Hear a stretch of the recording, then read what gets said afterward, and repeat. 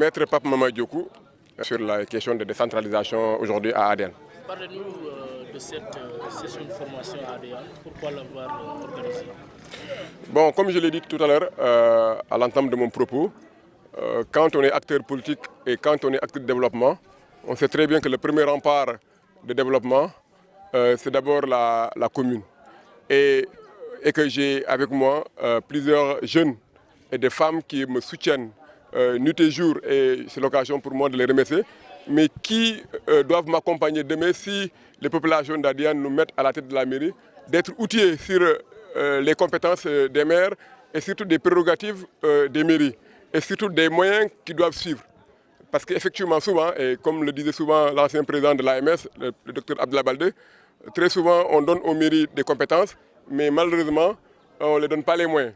Donc c'est l'occasion pour moi aujourd'hui de discuter ces questions-là avec un expert que vous connaissez d'ailleurs, parce qui est de Ziguinchor, qui puisse en tout cas préparer les populations d'Adiane pour connaître les compétences, les limites des rôles des maires et surtout avoir des perspectives.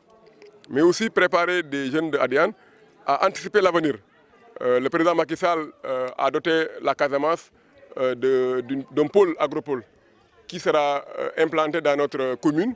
Et c'est l'occasion pour moi, en tout cas, de dire aux jeunes d'anticiper la venue de ce joyau économique qui va booster notre environnement économique, social, culturel, et même de l'aménagement du territoire.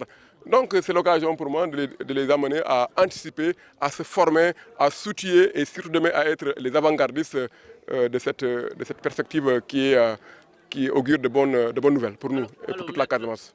Maître, qui sont effectivement ces bénéficiaires, ces concernés de cette formation? D'où est-ce qu'ils viennent? Pourquoi les avoir choisis? Bon, chaque village composant notre commune a délégué au minimum 10 jeunes, au minimum 10 jeunes répartis de manière équitable entre les filles, les garçons, les vieux, pour qu'ils viennent s'entourer. Et je les ai demandé, ceux qui vont bénéficier de cette formation-là, de retourner chacun dans sa base. Vous n'êtes pas sans savoir que mon mouvement qui me soutient ici dans la commune d'Adiane a des antennes dans chaque village. Et que les heureux bénéficiaires de cette formation-là, une fois retournés dans leur village, pour ceux qui ne sont pas là aujourd'hui, qu'ils puissent leur faire ce qu'on appelle la restitution de ce qu'ils ont appris aujourd'hui. Que ce soit à Agnac, que ce soit à Bissine, à Gagnon, partout. Il faut que tout le monde soit outillé et qu'on anticipe l'avenir. C'est la raison pour laquelle aujourd'hui, je ne peux même pas compter le nombre de personnes ici présentes. Je pense que minimum, nous avons 300 jeunes et des femmes. Vous l'avez fait aujourd'hui à Aden. On peut s'attendre à ce que vous le fassiez dans les autres localités de la même commune? Ah non, je pensais plutôt que vous allez me demander si je vais le refaire à Aden. Oui, je le referai à Aden sur d'autres thématiques, sur l'entrepreneuriat, sur le leadership jeune. D'ailleurs, aujourd'hui, je devrais avoir 2 intervenants.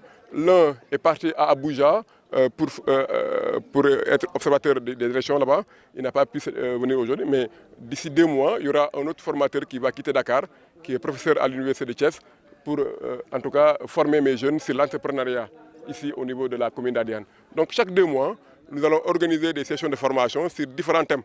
Aujourd'hui, c'est sur la décentralisation. Demain, ce sera sur l'entrepreneuriat des jeunes. Parce que j'aimerais bien que demain, les jeunes d'Adiane soient les jeunes non complexés, qui sont outillés sur le plan intellectuel, sur le plan de l'entrepreneuriat, qu'ils soient sûrs d'eux. Parce que le monde de demain, c'est le monde de l'assurance. Voilà, pas de complexe. Il n'y a pas de villageois, il n'y a pas de citadins. On est tous des Sénégalais à part entière. Donc pas de complexe. Donc demain, le destin d'Adiane sera entre nos mains et le développement appartient à ceux qui savent. Donc il faut qu'on sache. En outre, Aden va bénéficier de ce pôle agricole, de l'agropole sud, pardon. Est-ce qu'on peut dire que c'est lié effectivement à cette formation, une manière pour vous de préparer les jeunes? Oui, entre autres, mais je pense qu'il n'y a pas que ça. Ceux qui connaissent mon parcours de militant, j'ai toujours été celui qui est l'avant-gardiste des formations. Même quand j'étais le président de l'Union des jeunes centristes du Sénégal, à chaque fois, je faisais des universités centristes partout au Sénégal, à Thiès, à Mbour. Donc, je suis dans ce siège-là. J'ai été très jeune, président de l'amicale des étudiants africains à la Sorbonne. Chaque année, même à l'époque, j'invitais les ambassadeurs des pays africains installés en France pour venir former les étudiants. Je n'ai pas attendu l'agropole du Sud pour le faire ici. Mon parcours associatif et militant date de loin, depuis 2000. en France. Donc j'ai toujours été un militant. Et un militant, ce n'est pas celui qui simplement sait parler dans les meetings. C'est celui aussi qui doit donner à ces jeunes la capacité d'être outillés. Je ne veux pas être le seul leader dans un désert. Je veux être un leader formé de grands leaders à mes côtés pour qu'ensemble, qu'on soit plus fort. Alors, on va parler autre chose. Vos ambitions pour la mairie d'Adéane, est-ce qu'on peut s'attendre à ce que Pape Mamaye Djokou vraiment décide d'aller à la conquête de cette mairie? Je pense que ce n'est pas un secret pour personne. Ça fait plus de 5 ans que je me prépare. Ça fait plus de 5 ans que je sillonne cette commune.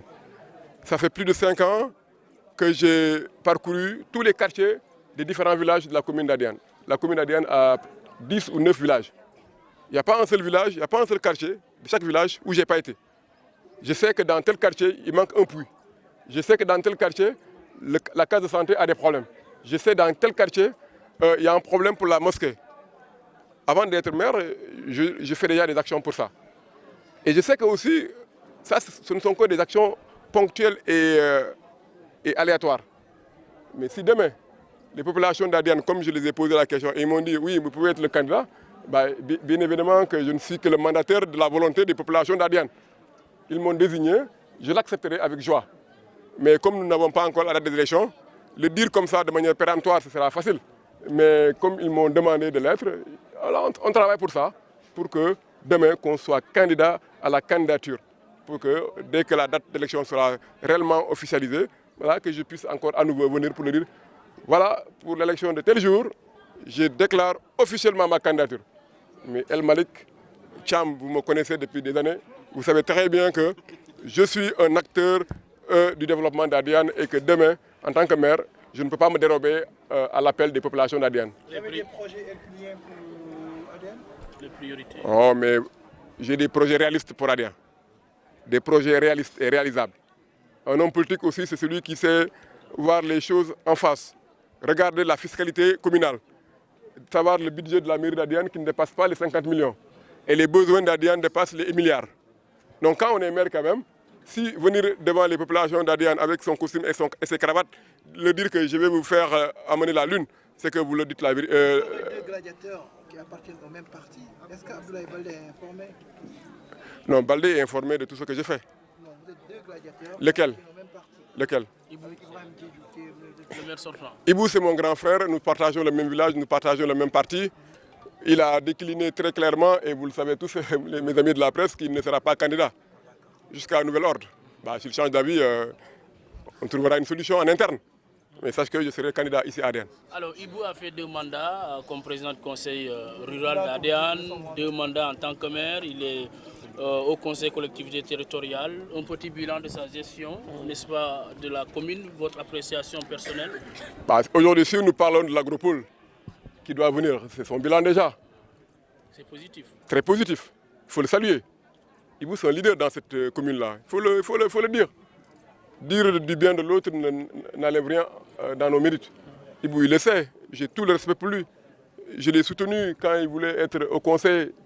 J'ai été celui qui s'est battu pour qu'un élu de l'arrondissement soit élu au conseil. Le président Abdoulaye Baldé peut le certifier. Je parle devant les médias. Donc si ce que je dis là, ce n'est pas quelque chose que j'ai vécu, je ne l'aurais pas dit devant vous. Donc je ne peux pas être en déphasage avec Ibou. On est en phase. Le parti a une seule ligne de conduite. J'ai dirigé le mouvement des jeunes centristes pendant 8 ans. Je suis aujourd'hui le chargé des relations extérieures et internationales de l'UCS. À Adéane, certes, je ne suis pas le coordinateur communal, mais qui peut le plus, peut le moins. Je suis au niveau central. Vous voulez que je cherche quoi, même si demain la recomposition se fera. Donc que les gens se rassurent. Mais quand je parle du développement d'Adéane, je ne parle pas de l'UCS, je parle d'Adéane d'abord. D'accord.